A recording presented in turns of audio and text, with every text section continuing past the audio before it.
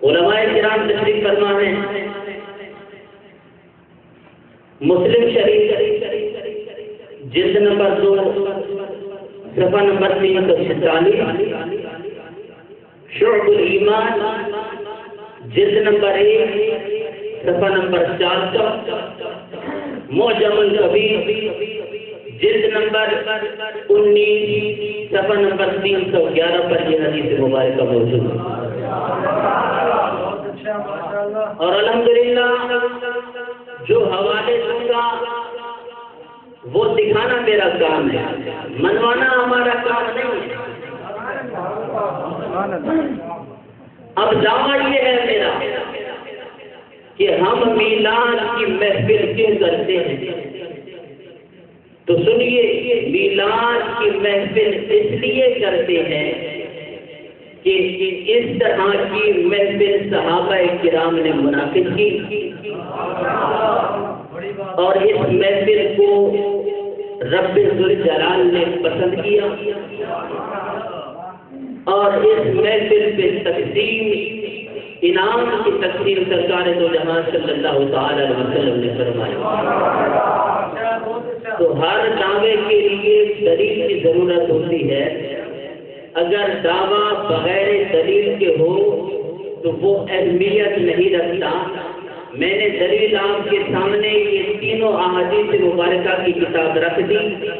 ان میں اگر کوئی شخص آپ کو کہے کہ جناب والا خطیب صاحب آئے، انہوں نے ایک چیک کر دیا ہے، آگے انشاءاللہ عبارت پڑھوں گا، اس کا اجارہ بھی آپ کے سامنے کر دوں گا۔ سرکار دو جہاں صلی اللہ تعالی علیہ وسلم مسجد نبوی میں تشریف لے گئے، صحابہ کرام نے ایک محفل سجائی ہوئی ہے۔ آج SMS موبائل فون کے اندر لوگ یہ بھیج رہے ہیں کہ جناب والا دور خلافت سیدنا حضرت ابوبکر صدیق رضی اللہ تعالیٰ عنہ میں 2 مرتبہ میلاد شریف آیا، تو کیا حضرت ابوبکر صدیق کے دور خلافت میں میلاد کی محافل منعقد ہوئی؟ اسی طرح سیدنا حضرت عمر فاروق رضی اللہ تعالیٰ عنہ کے دور خلافت میں 10 مرتبہ یہ میلاد کا مہینہ آیا، تو کیا وہاں پہ محفل میلاد منعقد ہوئی؟ سیدنا عثمان غنی رضی اللہ تعالیٰ عنہ کے دور خلافت میں، سیدنا حضرت علی رضی اللہ تعالیٰ عنہ کے دور خلافت میں اتنی بار میلاد کا جو ہے وہ مہینہ آیا، صحابہ کرام نے میلاد کی محافل منعقد نہیں کی۔ عزیزان محترم، یہ الگ بات ہے،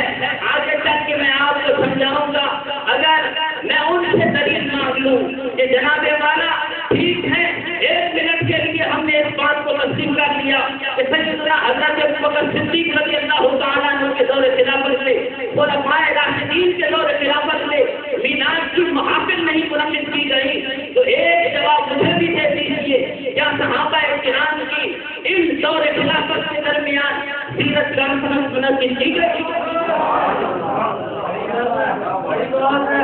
اتنی بار دور خلافت میں سیدنا حضرت ابوبکر صدیق رضی اللہ تعالیٰ عنہ کا دور،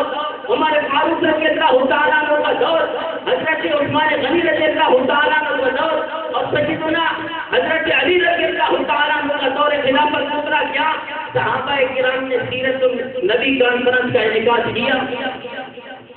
پھر تم لوگ جو کرتے ہو پھر کیا فتویٰ ہے؟ جو فتویٰ ہمارے لیے بنایا ہے وہ فتویٰ آپ کے لیے ہے، ہم نے اس کا جواب دیں گے۔ اور دوسری بات، ہم آپ کو دکھا دیں گے کہ صحابہ کرام نے محفل میلاد منعقد کی ہے یا نہیں کی ہے، اور پھر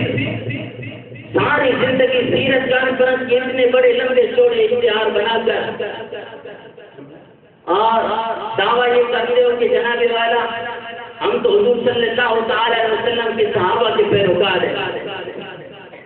تو کیا کسی حدیث میں آپ مجھے یہ بات دکھا سکتے ہیں کہ باب ما جاء فی سیرت النبی صلی اللہ علیہ وسلم؟ مشکات شریف سے لے کے سیاستہ کی 6 کتب میں کے اندر آپ مر جائیں گے، مجھے یہ باب نہیں دکھا سکتے کہ باب ما جاء فی سیرت النبی، آؤ ہم میلاد بناتے ہیں سرکار کو جہاں سے اللہ شریف کے اندر صاحب ترمذی نے جناب والا وہاں پہ مناقب کے اندر یہ بات قائم کیا ہے کہ باب ما جاء فی میلاد النبی صلی اللہ علیہ وسلم.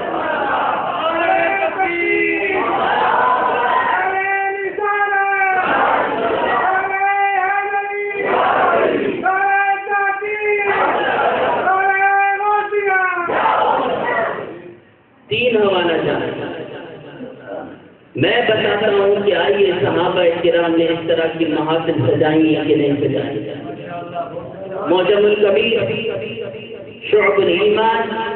اور مسلم شریف. صحابہ کرام نے مسجد نبوی میں ایک جلسہ منعقد کر رکھا ہے. اتنے میں سرکار دو جہاں صلی اللہ تعالی علیہ وسلم تشریف لائے.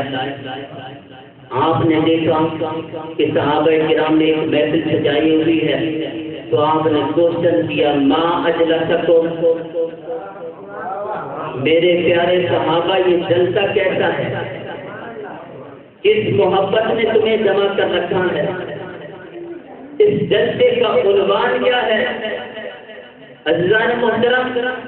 اگر کوئی شخص یہاں پہ یہ کہے جناب مولانا میلاد کا ثبوت دیتے دیتے اپنے عقیدے کے اندر خود پھنس گئے. ان کا تو عقیدہ یہ ہے کہ سرکار دو جہاں صلی اللہ تعالی علیہ وسلم عرش کی بھی خبریں دیتے ہیں. اور ہمارا ایمان ہے خدا کی قسم جو فرش زمین پہ بیٹھ کے عرش بری کی خبریں بتاتا ہے وہ مسجد نبوی کے اپنے صحابہ کے جلسے سے ناواقف نہیں تھے، بلکہ اس کے اندر حکمت یہ تھی کہ آج تو میرے صحابہ ماننے والے جو جواب دے دیں گے میں اس کی تصدیق کر دوں گا، آنے والے غلاموں کے لیے یہ جواب بن جائے گا. سوال دریافت کرنے کا یہ مطلب نہیں ہوتا کہ صاحب سوال جو سوال کر رہا ہے اسے علم نہیں ہے اس بارے میں. اگر یہ بات ہے کہ جی آپ خود بن گئے ماں اتنا سب حضور صلی اللہ تعالی علیہ وسلم پوچھ رہے ہیں کہ اے میرے صحابہ یہ کیسا جلسہ ہے، مجھے اس جلسے کے بارے میں علم نہیں ہے، تو عزیزان محترم اگر یہ بات ہے تو لیجیے بخاری شریف کا حوالہ. حضرت حارثہ رضی اللہ تعالی عنہ آپ ایک جنگ میں شہید ہو گئے. آپ کی والدہ ماجدہ سرکار دو جہاں صلی اللہ تعالی علیہ وسلم کی بارگاہ میں حاضر ہوتی عرض کرتی ہیں کہ یا رسول اللہ صلی اللہ علیہ وسلم حارثہ میرا لاڈلا بیٹا تھا، وہ فلاں جنگ میں شہید ہو گیا ہے، حضور مجھے یہ بتائیے کہ حارثہ اگر جنت میں ہے تو میں صبر کر دوں، اور اگر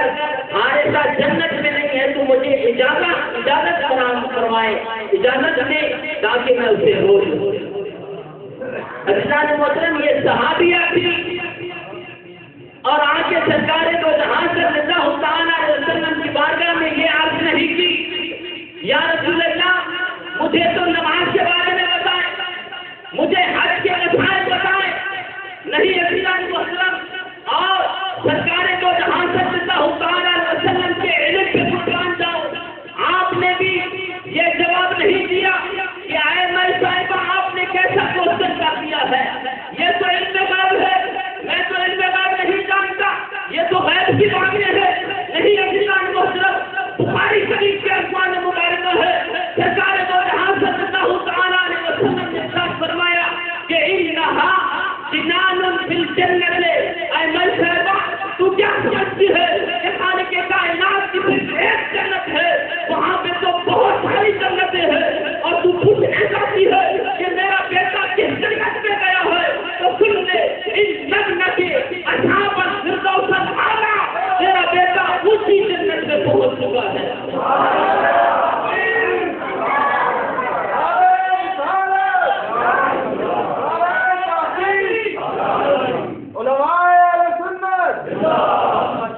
اور یہ وہ بخاری ہے بات بات پہ یہ بخاری دکھائیں. آپ کو کیا سمجھ آئے بخاری، جنہوں نے بخاری سمجھی ہے تو ان سے جا کے پوچھے کہ محمد جو پڑھتا ہے بخاری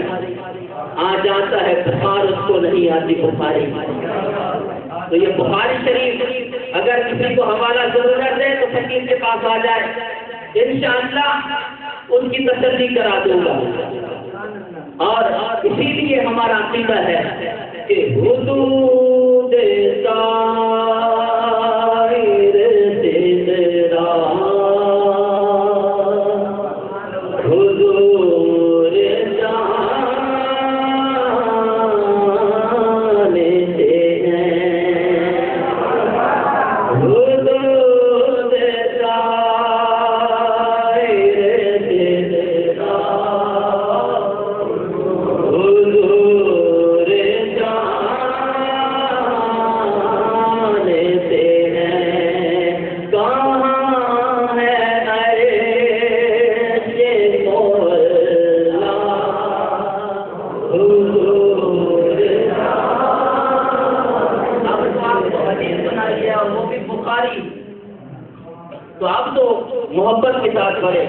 کہ حضور جانتے ہیں،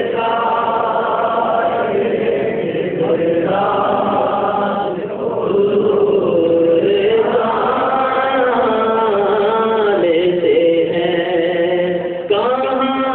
ہے عیش مولا حضور جانتے ہیں۔ کمال کرتی انہیں خبر ہے کہیں سے پڑھو درود ان پر، انہیں خبر ہے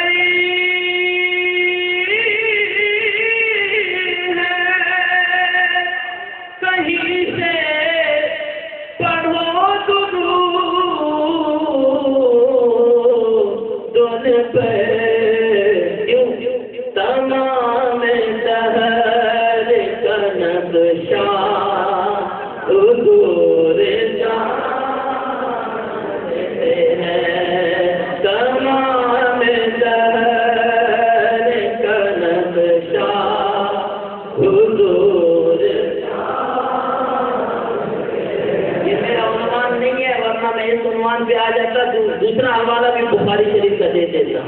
لیکن یہ شعر پڑھ کے آگے میں اپنے عنوان پہ آ رہا ہوں۔ بروز حشیر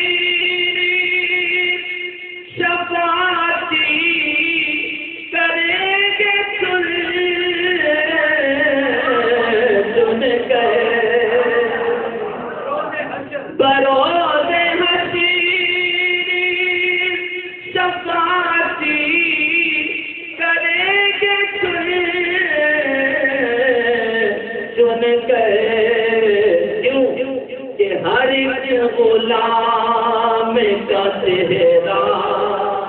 حضور جان